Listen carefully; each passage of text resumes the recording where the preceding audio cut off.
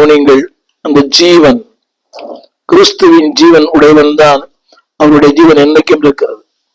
இங்கு 2 வார்த்தை, அதாவது எந்த சூழ்நிலையிலும் தேவனுடைய உறவை விடாதவன், ஜீவனும் சமாதானமாய் இருந்தது. ஆண்டவர் சொல்லுகிறார், இன்றைக்கு நமக்கும் ஆண்டவருக்கும் இடையில சமாதானம் இருக்கிறதா? அவர் என் நிமித்தம் சமாதானம் இருக்கிறாரா?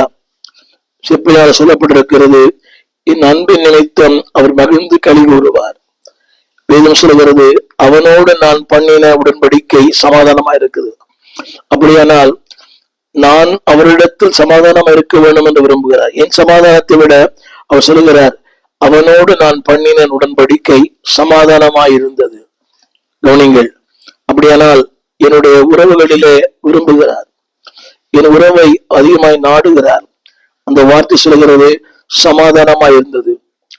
3வது சொல்லுகிறேன், a man of fear of God, தேவனுக்கு பயப்படுகிற ஒரு மனிதன். அந்த வார்த்தையை படிக்கிறேன், எனக்கு பயப்பட வேண்டும் என்று அவனை கட்டளையிட்டேன், அவன் அப்படியே இருந்தான்.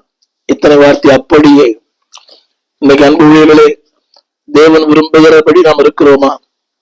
அவர் யாராய் இருக்க விரும்பினார், நாம் யாராய் இருக்கிறோம்? அவர் எப்படி இருக்க விரும்பினார், நாம் எப்படி இருக்கிறோம்? நாம் எங்கே இருக்க விரும்பினார், நாம் எங்கு இருக்கிறோம்? நான் சொல்லிய இடத்தை அல்ல, நம்மை குறித்த மேலான நோக்கம். A glorious plan, a grand plan, a good plan. நம்மை குறித்த மேலான நோக்கம், ஒரு மேலான திட்டம், ஒரு மேலான நம்மை குறித்த ஒரு ஆசை. நீங்க இப்ப நான் சொல்ல ஒரு வார்த்தை, நான் கட்டளையிட்டேன் அப்படியே இருந்தான். எத்தனை அருமையான வார்த்தை! இது என்னாகமத்தில் வாழ்ந்த மனிதனை குறித்து மல்கியாவில் பேசுகிறார்.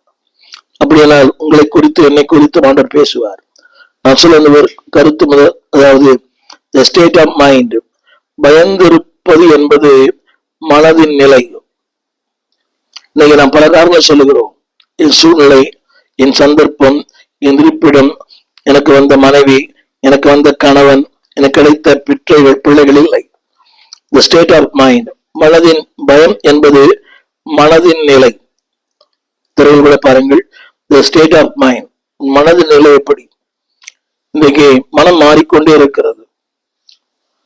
ஒரு சொன்னார், மனம் ஒரு குரங்கு, அது சாதாரண குரங்கு இல்லை, சாராயம் குடிச்ச குரங்கு.